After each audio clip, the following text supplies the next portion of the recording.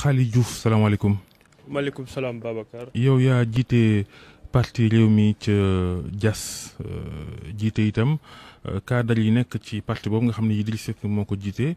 bala ñoo sóobu ci waxtaanu politique maak yow ak Georges Déthié Diop dañuy wax Diass ak suuf sa nga xam ni fi ñu toll nii yéen a ngi xultu ndax nee ngeen desetu leen dara aéroport Blaise Diagne jël na 10 000 hectares.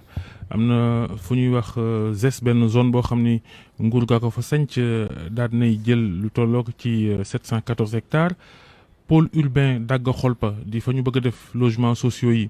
jël na 3000 hectares centrale voltaïque jël 40 hectares espace gros porteur di camions yi 100 hectares lim bi des na bu ñu jàngee li xanaa kon suuf desatul foofa. waaw salaamaaleykum Babacar salaamaaleykum Georges ñu ngi leen di nuyu yëpp di nuyu tous les auditeurs de RFM matin Babacar comme ni nga ko limee léegi nii en fait li xew dans la commune de Diass moo gën a garaaw téeméeri yoon li xew Ndingler tout récemment moo gën a garaaw téeméeri yoon li xew littoral bi moo gën a garaaw téeméeri yoon li am Tobène parce que dans ces zones on parle des questions de centaines d'hectares alors que à Diass on parle des questions de milliers et des milliers d'hectares tout au début yaa ngi liste effectivement une photographie de la zone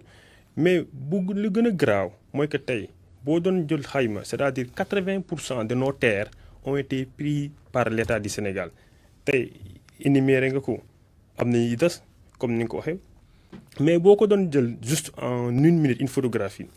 wax nga AIBD effectivement AIBD ça s'étend sur 10 000 hectares dont 8 000 dans la commune de Diass 8 000 hectares boo ko bëggee natt rek da ngay xool comme aéroportu Diass aéroportu Dakar Yoff l'aéroport de Dakar Yoff est de 800 hectares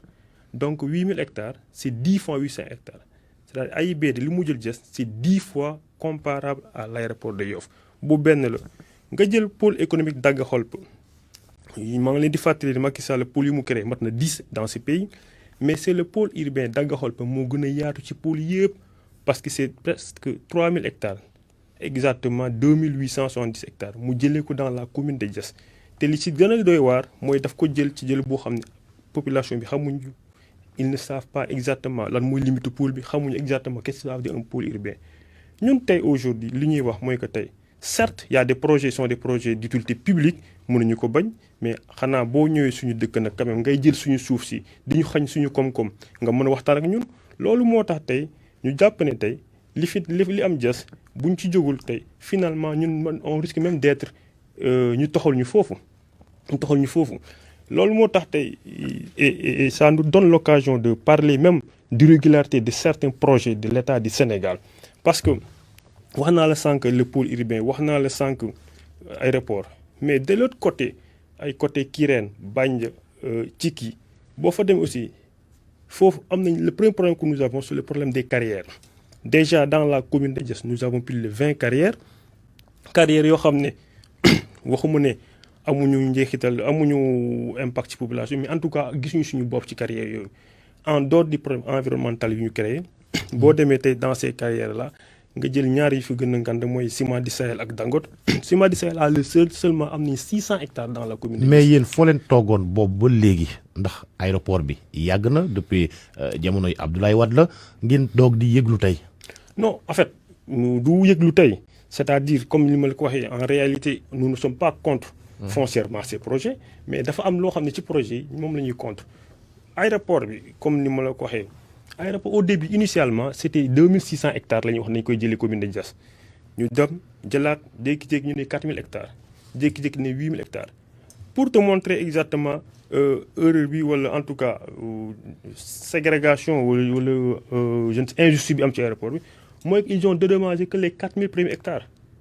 bi ñu koy dédommager ce sont des dédommagements dérisoires c'est-à-dire nga am sa toolu ñetti hectares on te donne 500 000 jusqu'à 1 million alors que de l'autre côté parce que aéroport bi maa lay xamal aéroport c'est entre deux communes commune de Diass ak commune de Kër Moussa commune de Kër Moussa 2000 hectares la fa jël mais ñi dëkk commune de Kër Moussa certes am na ñoo xam ay villages la leen déplacé mais seen dédommagement c'est beaucoup plus intéressant que les dédommagements des populations de Diass. am na kilifay aéroport Diass yu yëngu waxtu yi ñuy wax ak yow nee ñu 10 000 hectares yooyu nga wax amul aéroport bi ñu ne 4500 hectares képp la. non 4500 hectares la ñu barbelé ils ont pris 4000 autres hectares ñu tere ko nit ñi mooy entre c'est un triangle entre croisement Kirène dem Tchiki ba Cimetière du Sahel foofu fu may wax ak yow tey ni ils ont construit des immeubles là-bas au nom de l'ASECNA yoo xam ne ils n'ont pas dédommagé la population tey population dañ nangu seen suuf. Et ça nous permet aussi d'interpeller directement le directeur général de l'aéroport qui aujourd'hui parfois daf ñun dañu jàpp ne daf yëguñu daf ñu sax en réalité xeeb parce que ce ne sont pas de ses prérogatives de limiter ou de donner les limites de l'aéroport lui-même Abdoulaye Mbodj moom muy wàcc ci terrain bi di wax ne aéroport fii la yem kenn warul tabax fii kenn tabax fii boobu benn la mais aéroport bi en dehors du fait que ñu jël suñu suuf si xëy ñu suñu activité économique parce que aussi ñu fa gën a bëri dañ daan béy mais aéroport amul benn njeexital au niveau de la commune de Diass amul 1 franc bi aéroport bi di def suñu commune ni d'impôt amuñu impôt direct amul patente il ne paye absolument rien. Ah bon? Si l'aéroport est exonéré de tout on le défie et ça aussi l'État est responsable parce que l'État peut exonérer mën na muñ taxes locaux yi wala impôts locaux yi mais waru ko xañ collectivité locale bi. Par exemple bu exonérer aéroport bi par exemple war na trouver un moyen de remplacer la patente par exemple pour mairie bi am lu ñuy jël ci aéroport bi boobu benn la ñaareel bi aéroport de Diass amul kenn ko fay liggéey dëkk dans la commune de Diass amul kenn ko fay liggéey à part les métiers subalternes du xeeb mais doo ma ne à Diass y a pas de cadre ou bien des personnes pouvant travailler à l'aéroport à des postes de cadre. Georges peut-être sama mbokk la xëy na on habite dans le même département il sait que quand même y a des cadres à Diass mais moo wax la ko tey et ça c'est une question de survie tey l'aéroport de Diass a créé une situation catastrophique à Diass tey bu tawee kenn mënul dugg biir Diass semaine passée y a des écoles qui sont tombées à cause des inondations y a des maisons qui sont tombées xam nga lu ko waral Babacar c'est l'aéroport de Diass qui a versé ses eaux de ruissellement dans la commune dans le village même de Diass. wax ko ci wolof mbaa ci séeréer. dama ne aéroport bi ndox bu taw bi buy def foofu bu tawee lépp dañ ko verser à Diass parce que ñun boo demee ni ñu dëkkee bon ça c'est un peu de l'histoire ah ñun dañ ñëw dëkk ci cuvette bi bàyyi altitude bi booy dem Mbour wala da ngay aéroport mu ngi ci kaw maintenant aéroport bi bu tawee ils n'ont pas fait de canalisation ils ont versé leur canal dans le village de Diass boobu benn la et aéroport reconnaître nañ ko semaine passée le directeur général de l'aéroport est parti en visite à Diass pour constater les dégâts et il a clairement dit nee na dañuy war a defal canal bi c'est un budget de 1 milliard et quelque bi mu ñëwee waxtaan ak autorités yi mu fekk mais pour man yàpp ñu wala xeeb ñu mënta weesu un projet de 1 milliard mu ne novembre lañ koy war a def mu ñuy bàyyi 5 millions pour les travaux provisoires ñi fa nekk pour man bu ñu amul fulla dañ koy delloo loolu xanaa ñun lu ñuy ñàkk sax mën nañu génne 5 millions defar canal bi foofu que 5 millions lu mu mën a def à Diass donc ñun on en profite pour aussi le dire le directeur général de l'aéroport de Diass risque d'être une personne non grata à Diass bu continuer nii et je sais qu'aujourd'hui les jeunes s'organisent ñu ngi mobiliser pour que au moins aéroport bi ainsi mu créé foofu mu indi ko mu bàyyi ko j'en profite pour remercier beaucoup de mouvements yoo xam ne ñu ngi foofu ñu mel ni Diass Inu ñoo xam ne ñu ngi xeex carrément pour que l'aéroport ainsi muy def na mu dindi ko mais li am aéroport mu amal aussi pôle urbain ba. mais bu ñu desee ci aéroport bi yéen a ngi ŋàññi ay immeuble ASECNA ak ñoom seen mais xam nga aéroport faaw ay cadre aéronautique maanaam seen xam-xam màcc aéroport dëkk fu ko jege loolu c'est normal non. waaw non ŋàññuñu ko dañuy ne ni ñu ko jëlee la ñu d'accordul bu ñuy jël alalu jàmbur am na loo xam ne sax c'est le moins ça c'est le minimum mooy ñu consulter ñu wax ak ñun au moins ñu xool ñu koy joxe parce que xam nañ ce sont des projets yoo xam ne ñëpp ñoo ci am njeexital boobu mais li am aéroport bi aussi c'est pas seulement aéroport ah moo am ci pôle urbain Daga-Kholpa pôle urbain Daga-Kholpa depuis 2013 Macky Sall mu ngi koy wax est-ce que xam nga ba tey fi ñuy wax ne population bi xamul exactement la mooy pôle bi et pourtant contrairement à l'aéroport pôle urbain bi ce sont des terres exploitées xam nga aéroport am na une partie boo xam ne c'était dans la forêt classée donc l'État du Sénégal dañ ko déclassé immatriculé ko jox ko aéroport bi mais le pôle urbain les 3000 hectares ay tool ay dëkk lañ nit ñi ko béy maanaam da ngay toog sa tool nga gis fa bor ñu ne fii mooy pôle urbain te l'État n'a pas consulté la population loolu moo tax sax déjà le collectif que nous sommes en train de préparer pour le mettre en place la première chose bu ñu njëkk a def mooy attaquer effectivement le pôle urbain Daga-Kholpa à travers des actions juridiques parce que ñun dañu jàpp ne déjà le pôle n'est pas légal. Pourquoi? En 2007 Abdoulaye Wade dafa jël benn loi mu créer ce qu'on appelle ZESI, zone économique spéciale intégrée. Zone bi mu ngi jógoon croisement Yène ba Sindia. La loi c'est une loi 2007-08 du 19 février. Mu créer zone économique spéciale intégrée, ça quitte croisement Yène ba Sindia de 18 000 hectares. C'est sur cette même zone la Macky Sall ñëw en 2013 créé à travers un décret un pôle urbain Daga-Kholpa. Décret bi je pense un décret 2013 1038 du 25 juillet. Mais hiérarchie des normes même bu dee duñu juriste xam nañ ne décret mënul tegu ci kaw loi. Donc déjà ça pose un problème de légalité au niveau du pôle urbain Daga-Kholpa boobu benn la ñaareel ba et pour loolu aussi c'est une légèreté grave mooy que les terres du pôle urbain Daga-Kholpa on les a mis dans le département de Rufisque, c'est-à-dire 2870 hectares yi ñuy wax Daga-Kholpa dans le décret on les a mis dans le département de Rufisque alors que c'est dans le département de Mbour parce que c'est dans la commune de Diass. C'est une erreur matérielle une légèreté boo xam ne gouvernement moo ko def ñu jàpp ne ce sont des erreurs yoo xam ne day wane rek ne en réalité c'est-à-dire ñu ngi defar pôle bi sans tenir compte de la population. léegi muy ay aéroport muy ay pôle beeg ak yeneen entreprise yi nga xamante ne wala ñeneen ña fa nekk di occuper suufa wala ñu def fa ay entreprise ay Ciments du Sahel ak yooyu noonu yëpp lan mooy li ñuy def ak askan wi est-ce que dans le cadre de leur responsabilité sociétale d'entreprise dañuy def dara ci dëkk ba maanaam ak i dëkkandoo. Non amul je suis désolé mais 80% voire 90% des sociétés qui sont dans la commune de Diass amul dara lu ñu def dans la mairie. dama lay jox ñaari exemple comment ça s'appelle encore Ciments du Sahel il paraît dañu am exonération depuis 25 ans et parallélisme des formes Rufisque tey bu doxee tey c'est grâce à la patente bi leen Sococim daan fay une patente qui s'élève à 1 milliard mais ñun état bi bu ñu xañee benn patente boo xam ne par exemple war nañu ko am ci entreprise yu nekk foofu mais quel est lan la def en contrepartie pour ñu am ko muy ay Ciments du Sahel muy aéroport je t'ai dit que ce sont tous exonérés. Les seules petites entreprises yu fa nekk au moins ñu xam ne peut-être ñu ngi def effort peut-être ñu ngi employé doomu dëkk bu je ne veux pas perdre de la publicité mooy y en a quelques-uns comme par exemple Eau de Source Kirène par exemple ay doomu dëkk bu ñoo fay liggéey am na un périmètre maraîcher boo xam ne bu mu tudd Vanors plus de 600 hectares ay waa Diass ñoo fay liggéey donte les conditions de travail sont souvent décriées mais au moins ñu ñoo fay liggéey mais à part ces quelques rares entreprises ñeneen ñi kenn mais li ci gën a garaaw mooy y a d'autres entreprises yoo xam ne ñu ngi Diass ñu am ay titres état bi jox leen ko. kenn ñi xamuñu ko sax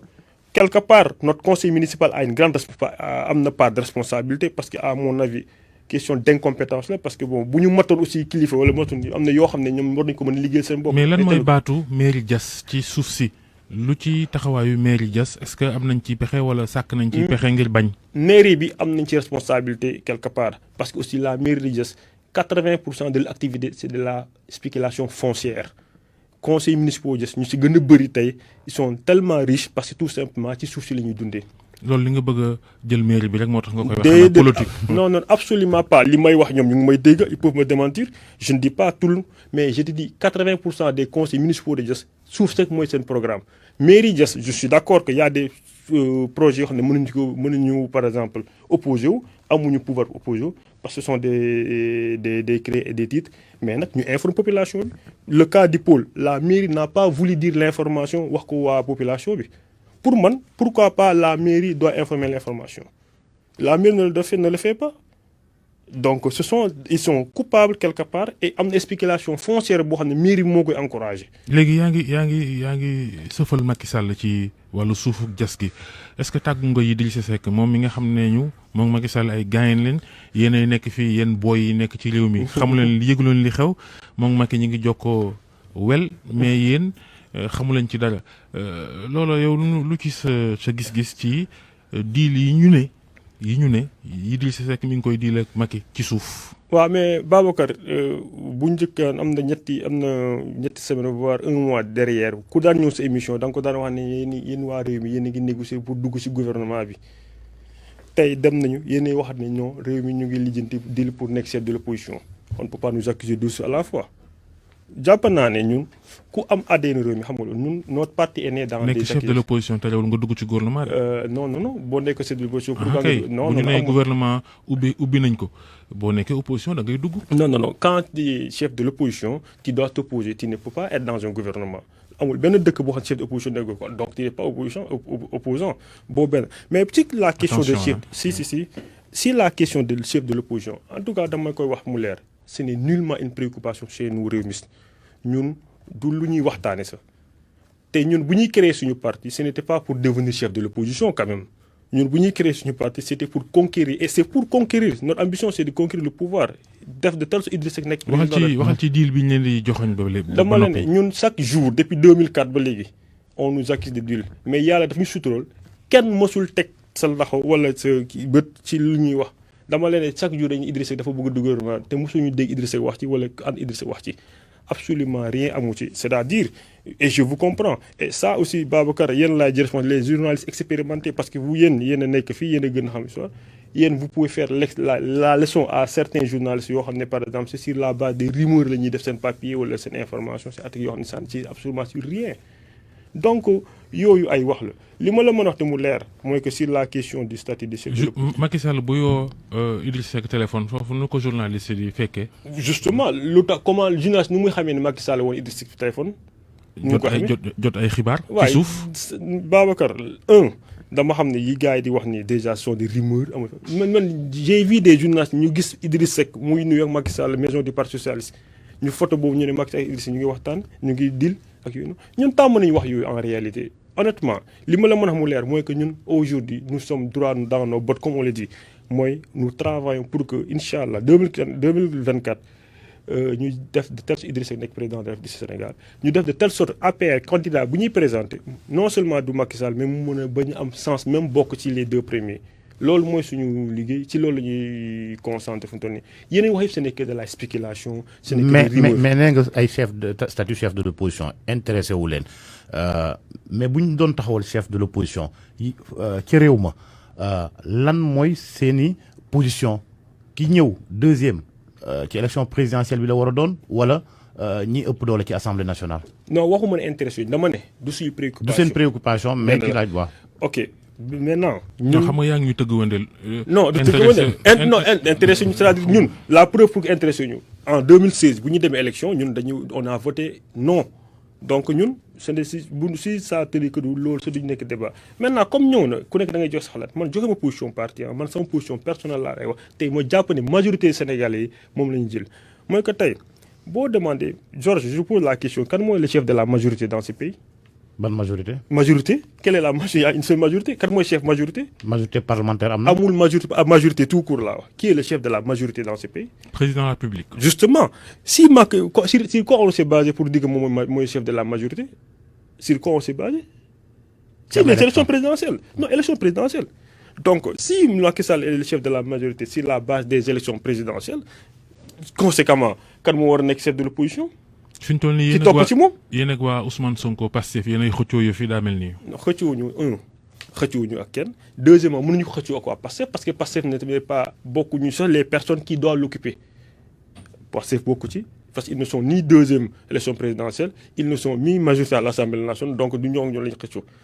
mais bu fekkente ne chef de l'opposition kiñ ko tànn nguur gi day am lu mu war la moom ci wàllu koom-koom ak yooyu loolu rek xeetu deal la. yooyu yëpp ay wax yoo xam ne pour man c'est de la spéculation xam nga Babacar li mbir te mbir am na ñu naan sax boo sàggantul ki ñu tabb caisse de l'opposition dañ koy jox chef de l'opposition dañ koy jox keesu 2 milliards at mu jot xam nga loolu. waaw mais dëkk bi moom wax dëgg yàlla. mën ngeen cee waajal 2024. waaw yooyu yëpp ay pour man ay wax spéculation yooyu man daal li ma la mën a wax te mu leer mooy que aujourd'hui on a un cadre de dialogue boo xam ne dialogue politique ñu ngi fay discuter chaque parti am na fa représentant nag ku nekk toog waxtaan ñu xool la bonne formule ñu def ko. tontu ci. non parce que li nga wax noonu aussi jàpp ma ne en réalité wax ju tegu la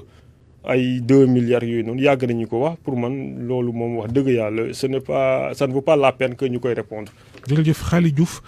jiite réew mi ca Diass jiite itam cadre parti boobu Idrissa Seck jiite jaajëf Georges Déthié Diop jàngeen jëf mbokk yi ñu delloo kaddu gi rédaction yu RFM ak TFM El Hadj Ndiogou Diène ak